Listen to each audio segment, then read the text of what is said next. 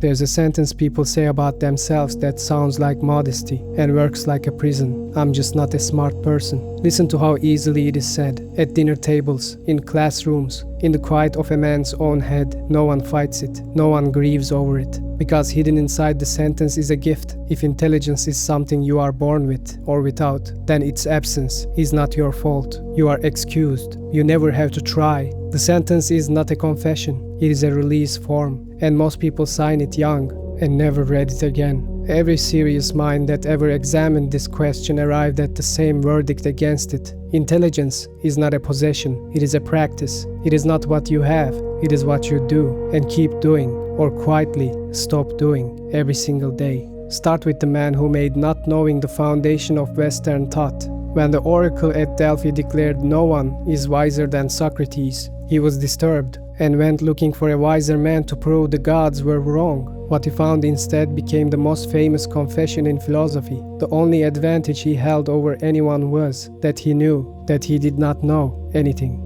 Everyone else knew nothing and was certain of everything. Notice what this makes intelligence, not a quantity of knowledge, but a posture toward it. The politician and the philosopher had the same equipment. One of them had chosen honesty about its limits. That choice, not the equipment, is what Delphi was pointing at. Epictetus, born a slave, compressed the same insight into one line. It is impossible for a man to learn what he thinks he already knows. Read it slowly. The obstacle to intelligence is not emptiness, it is falsefulness. Confucius, on the other side of the planet, centuries earlier, with no possible contact, taught that real knowledge is to know the extent of one's ignorance. Two civilizations that shared nothing arrived at the identical formula. When that happens in the history of thought, you are usually looking at something true. Formula is hard to live. There's a sentence long attributed to Schopenhauer. The attribution is shaky, but the observation is not. Intellect is invisible to the man who has none. The mind that does not think cannot perceive its own not thinking. Ignorance is not painful. There is no ache, no signal, no edge you can feel. It wraps around you seamlessly, and because you cannot feel where it begins, you conclude it is not there. In 1999, two psychologists, David Dunning and Justin Kruger, measured exactly this. The worst performers on test of reasoning overestimated themselves the most, because the skill required to see the failure was the very skill that was missing. Modern psychology needed a laboratory to prove what philosophy had stated in a sentence, and Athens had executed a man for demonstrating in public. So the first choice intelligence demands is the one almost nobody makes, the choice to be uncertain. Montaigne took it as his personal motto, "Que sais-je? What do I know?" and had it struck onto a medal under a pair of scales, so he could carry the question in his pocket, not as decoration, as a daily interrogation. Nietzsche went further and named the real enemy. Convictions are more dangerous enemies of truth than lies. A lie can be exposed. A conviction defends itself. It filters the evidence, selects the friends, curates the feed, and calls the finished fortress common sense. Watch what your own mind does when an idea unsettles you. There's a window of a few seconds, and in that window the mind reaches for an exit. It dismisses nonsense. It mocks who believes this, or it simply scrolls, and the discomfort dissolves into the next image. None of these are stupidity, they are protection. Intelligence, in practice, is the decision to decline the exits, to stay in the window and ask instead, what if this is true? What would it change? What am I not seeing?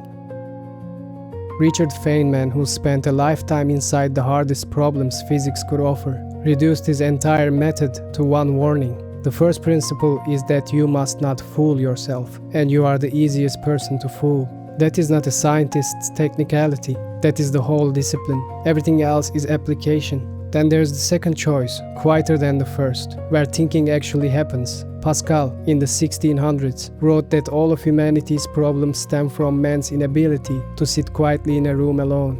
He never saw the machine built deliberately by some of the best paid minds of an age to make sitting quietly in a room impossible. He didn't need to. He had already diagnosed the customer. Seneca, 16 centuries before him, it is not that we have a short time to live, but that we waste much of it. The Stoics counted attention the way merchants count coin, because they understood that a mind that only skims cannot think, it can only react. Depth requires stillness. Stillness requires the willingness to be bored. And the willingness to be bored is now the rarest cognitive act on earth, which is precisely why those who preserve it hold an advantage that compounds like interest. Now the objection, and it must be faced honestly, or nothing here can be trusted.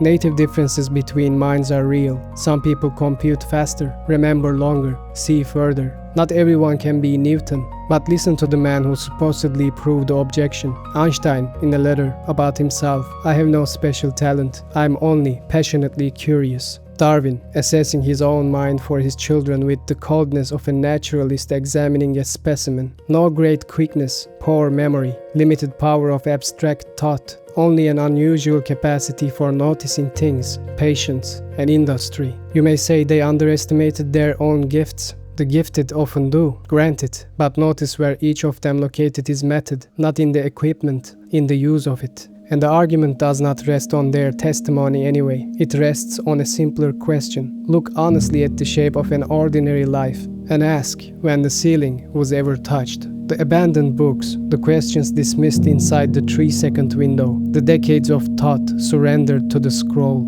Ceilings exist, but almost no one is stopped by their ceiling. They are stopped 40 floors below it, at the exits, and then they point upward and blame the architecture.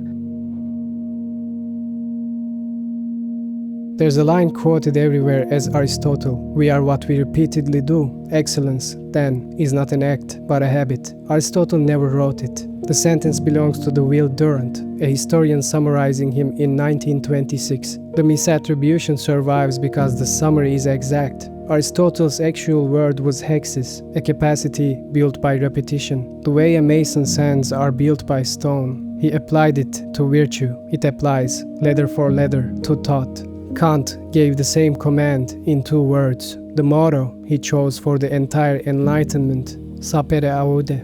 Dare to know, not be gifted, not be chosen. Dare, a verb, an act, a decision renewed each morning or quietly abandoned.